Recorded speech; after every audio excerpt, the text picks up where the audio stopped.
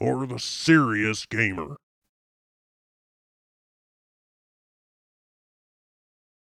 Hey, it's Guns for Hire from NextGenTactics. This is our Team Deathmatch tactical approach, and this is Derail.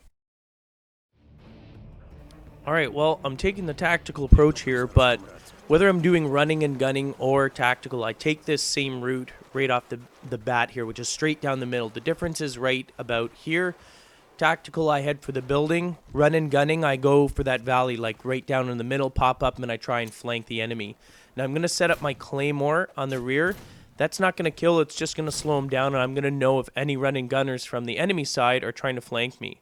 My next objective here, I have scavenger on, so I have that claymore in the rear. My next objective here, I mean, I can maybe take a shot and kill some people out here, like especially if I see a red dot of the enemy lighting up because they're firing. I want to at least try and nail them if I can, obviously, if I know that they're lighting up like that guy there, but I think I'm getting hit at here.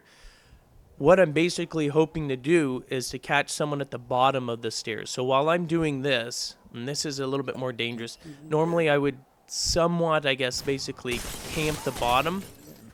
Now that's great, but I need that claymore because I'm still susceptible. I've claymored the rear entrance where our spawn area was, but now I still have this area right behind me. And if I was running and gunning, that's where I would be going. So really what I need to do is there we go.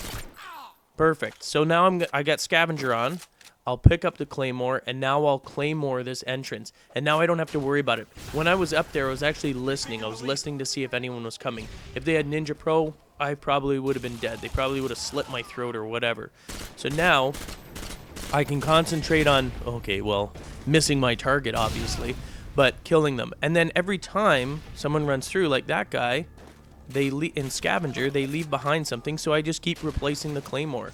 I go up there, I make the kills. Eventually you have to move. I mean, you can camp a certain area for a certain period of time, but eventually you're going to have to move because they're going to start throwing grenades through these windows. The snipers are going to start trying to take you out, so you have to be careful. And I do obviously die 5 times. I mean, this isn't a perfect match. I don't get a tactical nuke on this one, so you know, and this is basically all I do. Normally, and I've mentioned this in other videos, don't break that glass when you're first up there. Keep that glass intact. It gives you a hell of a lot better cover for anyone trying to hit you from the outside. It's hard for them to see in, a lot easier for you to see out. So don't break it. Keep your rifle out and get ready to shoot if you see them. Like looking through that. I mean, I'm more susceptible through that window I'm looking at right now. And obviously, when you're up there, it's very important that you look for snipers. Snipers are going to position themselves on those far buildings there, and they've got a direct sight line right into your noggin, so just be careful. I mean, move around. Again, I've got claymores on both sides, and if one actually blows, I know to go and replace it. So I'm moving back and forth up here, relatively safe and relatively sort of comfortable. I mean, there is, and I can't remember maybe it's lightweight, or I don't know what it is. Anyway, where it sort of offsets the timer of the claymores. Yeah, I can get killed by there, but not a lot of people use it. It's a hell of a lot safer to use this tactic. Harrier, was that a Harrier? Yeah, I believe it was. So I'm not going for a tactical nuke here. I mean, I always do try, but I don't get it. So, and I think that claymore, yeah, the claymore went off again. Again, just simply collect the scavenger, replace it, and go back up. Oh, and obviously you have to be aware of the other one. I don't know if he blew it, if I wasn't listening, or if he had that, I mean, you could have seen that. I didn't really look at it, but I'm sure you can pause the video and see what perks he had. He may have just blown it, and then I wasn't paying attention, so that kind of screwed up my chopper gunner streak here.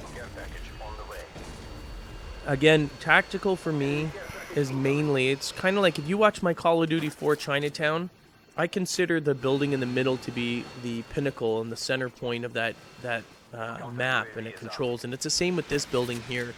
Really, especially if you have an assault. Obviously, if you're running and gunning, this building means nothing. It's just a place that you're going to flush out. But if you've got snipers, if you got a sniper rifle or just an assault rifle, this is the place that you want to be.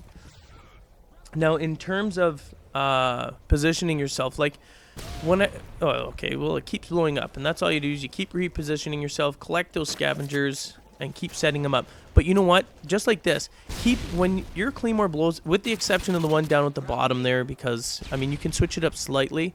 If you put it on the stairs at the other end, not this end here that I'm in now, but if you place it on the stairway down there, they're going to actually be able to see it. So just be aware of that. It's not always the greatest place to actually place it. Now, when you place a claymore, though, like I did there, you notice I didn't put it in behind the door. I placed it on the other side of the stairway.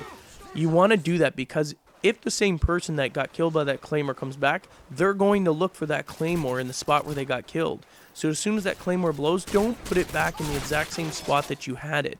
Switch it up, change it, either different side of the doorway, regardless as to what map it is. Put it on a different side of the doorway or in a totally different spot within the same realm.